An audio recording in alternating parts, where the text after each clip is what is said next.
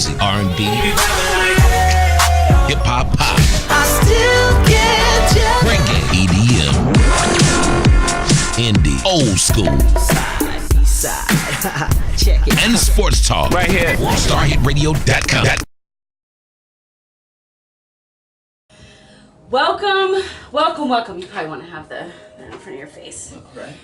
We are connecting Atlanta with on the #1 hit radio station in Atlanta, World Star Hit Radio, and where our demographics is not just hip hop, but it is all types of stuff. So we are happy to have Aru on the line with us today, or on camera, in the studio, on the show, whatever you want to call it. And he is the founder of hobbymentors.com. So if you want to check it out, if you have any kind of hobbies or whatever, he's going to tell us all about it. And welcome to the show, Aru. And I'm going to pronounce your name? Yes, thank you. I should ask that before the No, that show, was but- good, actually. Yeah. Okay, fantastic. So where are you originally from? What's your name? Actually, my father's Nigerian. Okay. Yeah, so it's a Nigerian name. My mother's Jamaican. Okay. I was born in Wisconsin, so they met up there in the cold. Okay. I've kind of lived all over the place. Jamaica, here, Florida, but Georgia's where I've been the longest. Okay, awesome. Thank Awesome. And so tell us a little bit about what made you get started, and how did you find Hobby Mentors, or found it, not find it, obviously created it, but what brought you to all that, and tell us a little bit of your background. Well, sure.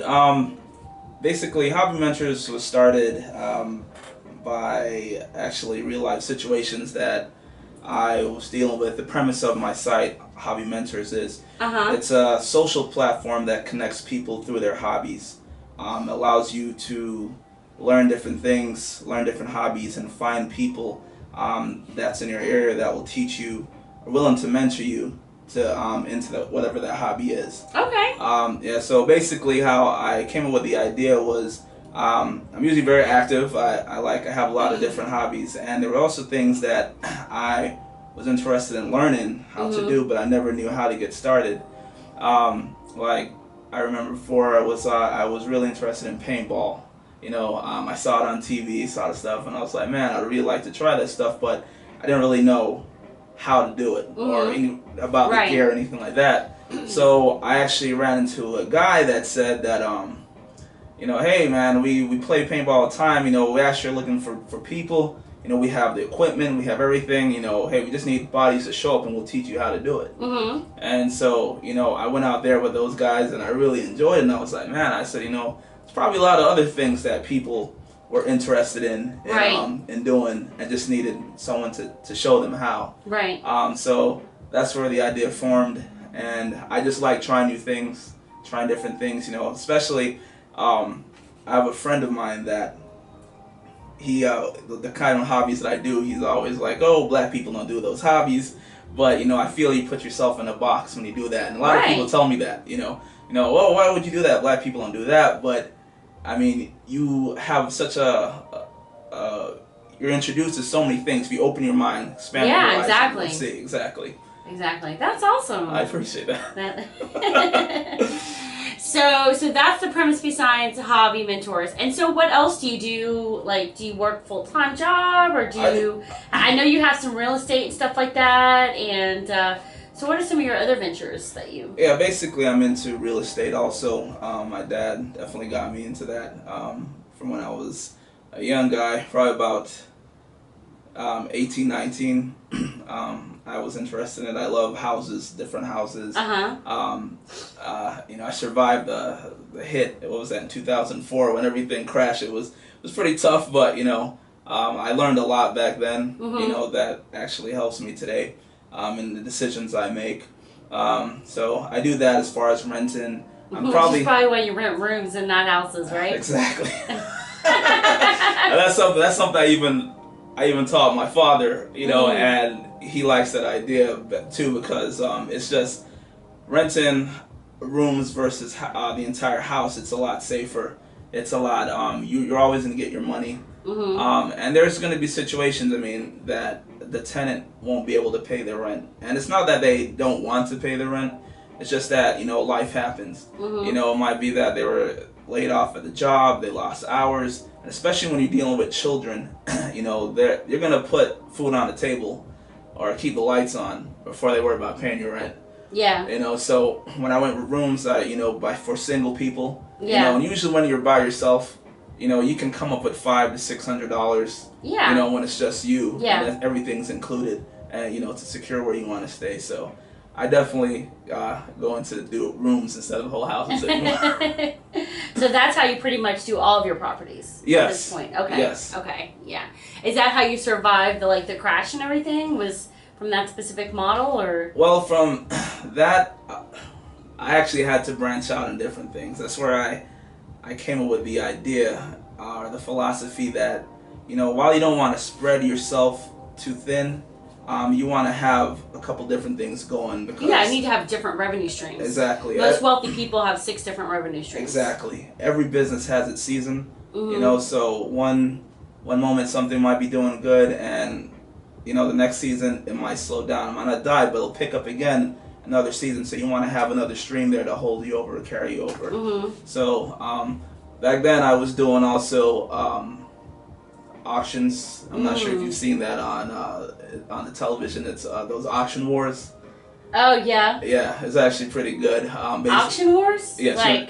Where you pay a penny and it keeps going until you This is actually going to buying storage units. Oh yeah. Yes, I remember that. Okay. Those, yeah. Okay. Made some really good deals down there.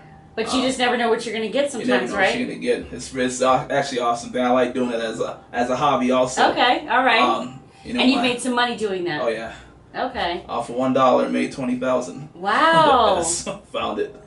So Wow. you never know what you're gonna find in those things. Because people store anything and everything inside those units. Yeah. And the thing is that people wonder, well, why would they leave expensive stuff in there? But people die, they go to jail, which was an event that this guy that we found out. Or something happens and they get sick and they can't get their stuff in there. So you basically find anything and everything in these units. Wow. Yeah. That's crazy. It is crazy. And then the people just want to get their money back for whatever, was Yeah, exactly. The storage units, yeah. just subscription fees or whatever it is. Exactly. With that, you definitely have to. There's the reason why not everyone does it, because you have to have basically 3 different things. You need to have a place to store the stuff. You need to have a vehicle to move it, because they only give you about 48 hours to remove the stuff out of there. After you win it. After you win, you have to clean everything. That has to be swept out. So you can't just pick and choose and say, "Oh, I see this TV there. I want to take it." That's everything. But you also have to be smart about what you're getting to, because a lot of times it'll be crazy. People store stuff. You're like, why would they store this stuff? Brand new boxes. There was a guy that I remember. He went for a storage unit. It was packed with brand new computer boxes, closed, sealed, and the bid went up to about $3,000. Wow. And when he opened it, every single one of them were empty. Wow. And he had to pay it, and he had to clear it out. Wow. Yeah, so you have to be kind of smart, and I've learned a lot through that too. And the boxes look sealed and everything? Sealed and everything. It's crazy. Some people store stuff also in these boxes, why would junk paper and stuff like that. You're like, why would they be paying on stuff like this? But they do. So you have to actually know what you're doing. It's not just, go out there, because you can lose money. Yeah. Yeah, if you don't know what you're doing. Yeah, that guy obviously lost $3,000. Yeah, he lost $3,000. So but it's definitely fun. If it's something that you have the time and storage to do, it's almost like a treasure. Storage wars. Storage wars. Exactly. We have a real life storage war person. Is it cutthroat like it is on the television show? Yes and no. Some of the stuff I'll say is cutthroat as far as people are there to bid, and you're dealing with a lot of these guys that have been in the business for a long time, and especially if they see you as a newbie. There's 2 ways. They're gonna try to take. Oh yeah, they're gonna try and intimidate you. Stuff that they would normally pay for, let's say over $100, because they see you and they see you bidding on it, they'll bump it up for $500-$600. Wow. Just to intimidate you not being there. So pretty much to solve that, you either have to come in big. When they bid $500 on something, you bid $1,000 to show them that, hey, I can hang with you. Right. Or you just have to kind of just hang around for a while, and eventually get tired of you. They see you there, and you make friends with them, and they keep you on there. They won't bother you as much because they know this guy's been here for the last 2 or 3 months showing up. I'll let him get that. But when they see something they want, they're gonna go after it. Yeah, But they allow you to do what you want on the other stuff. Exactly. So that goes back to, that's one of your hobbies, and that goes back to hobby mentors. So how does, on your hobby mentors, how does the subscription program work, and how does that work? Like, well, basically, all you do is when you get there, it's you log in, you sign up just like any other. But I'll ask you on there, what are your hobbies? What stuff you like to do, or stuff you want to learn how to do. mm-hmm. So basically, go there, you choose your hobby. There's a list of hobbies that are there. Every day, people sign in with different hobbies too. So I'm learning. We go through and make sure it's a legit hobby, something that is actually there, and then we post it to the main website. So when you do that, you can sign in as your experience level. Are you an expert? Are you an intermediate? Are you a beginner? Are you something that you want to learn? And then so once you do that, you finish the registration process of where you stay, and then it's live to your site, to your profile page. So basically, when someone comes in that's looking for someone in your hobby, they can search by what you put there. They can search by your location. You can also search by age, gender. Because if you want to be, for instance, I also play racquetball, and there's all different levels of guys. Some a lot older.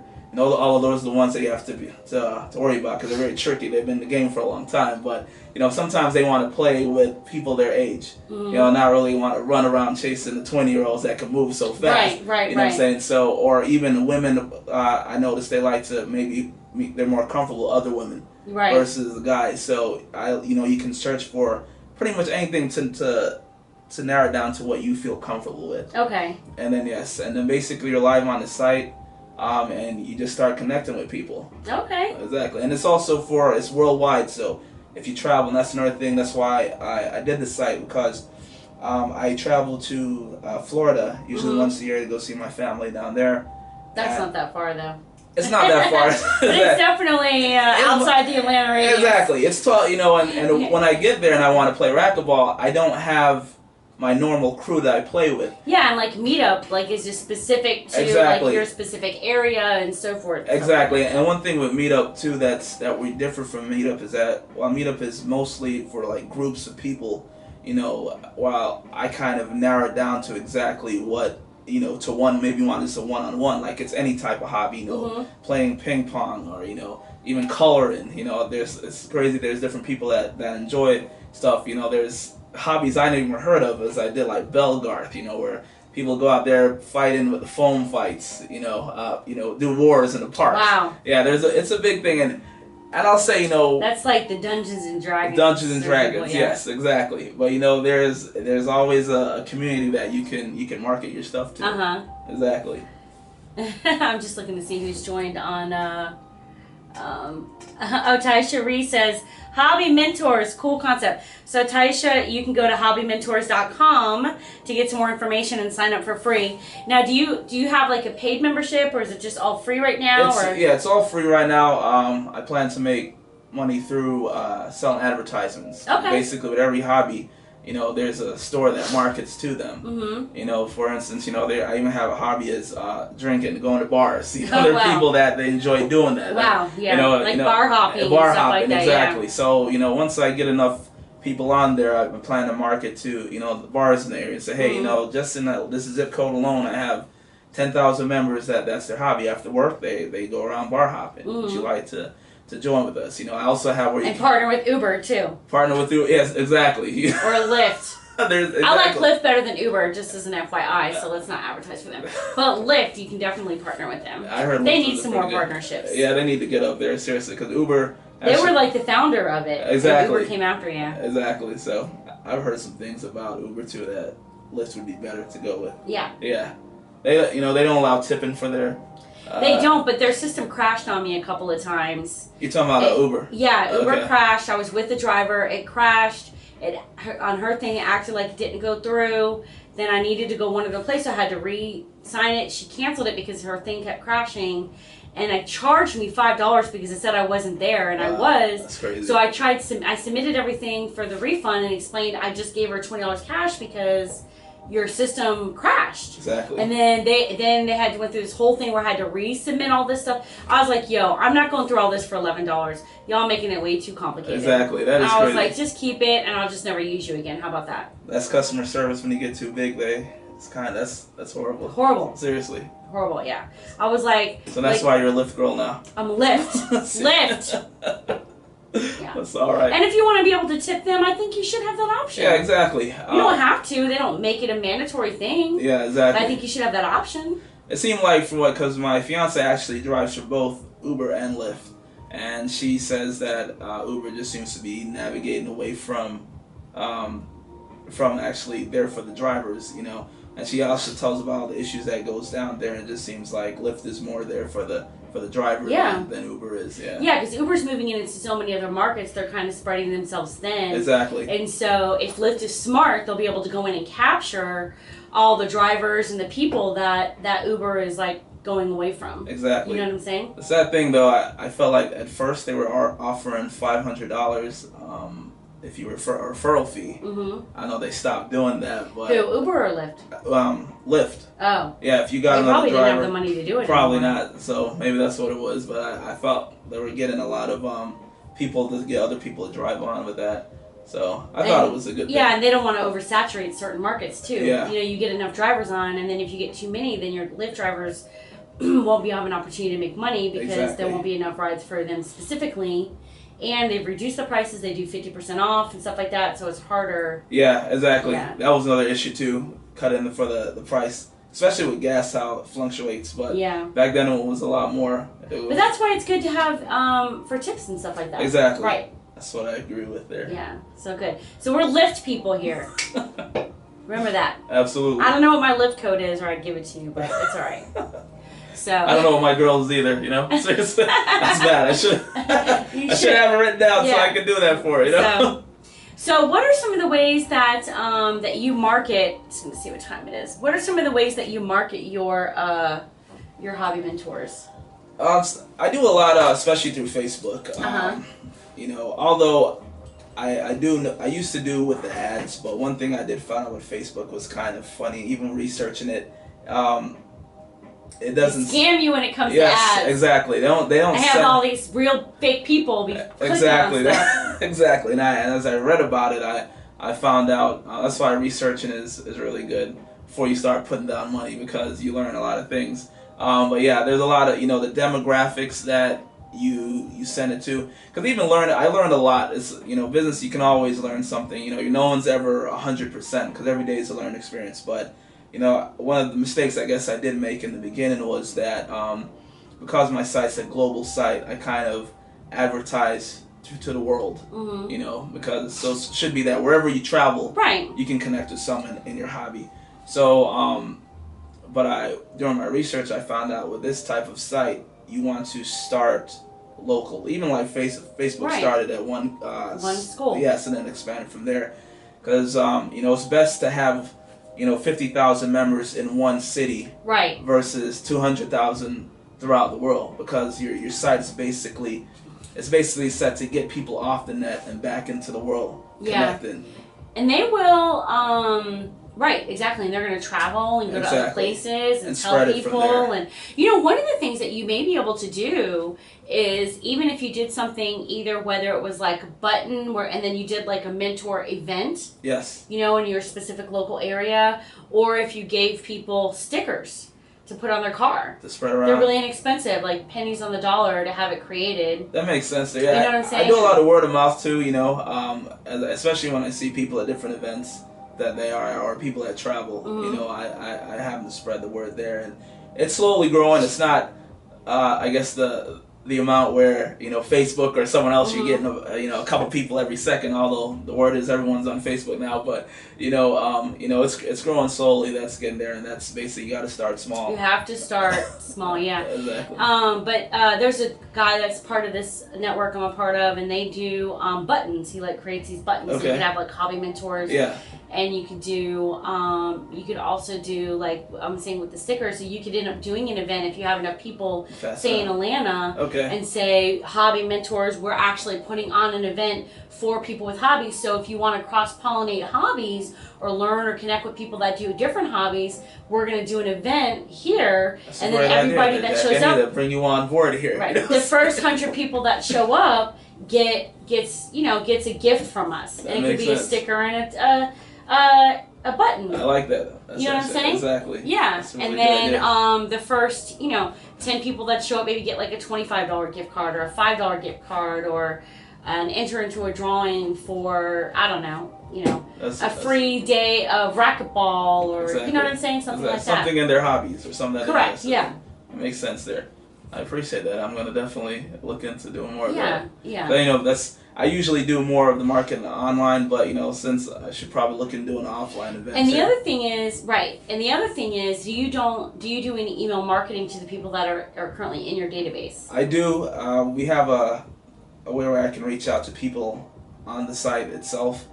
So I will send out messages from time to time, also telling them to invite other members, or I did hold a raffle to get people to come on there. So it's and sometimes I receive good feedback. Sometimes it just depends. Sometimes it's kind of blank, but I guess just is how the way it goes. But if you have some people that are in specific key areas, so like say you have people, say racquetball, we just stay with racquetball. Yes. So if you have people within key areas of like racquetball and so forth, and they have like that tag word that they want to get some information on that, what their entry level is or whatever, one of the things that you could do is those specific people that are in that network of everybody that's interested in racquetball within a certain mile radius or whatever, you could email all those individuals, especially if someone's going to be say they're going to be putting a game on, exactly, right? But they want to find other people to come out and play that game or do like a mini tournament or something like that. Then you could send out that email blast, right? Exactly. To those individuals to say, okay, we are having, this person's having such and such in this specific radius, sign up for it. And that's a way for other people to be able to tap into your network with you offering that additional added value for that. That's just something added.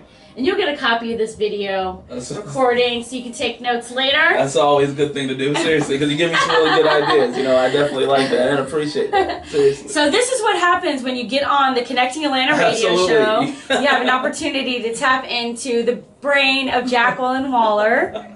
Extensive, I see.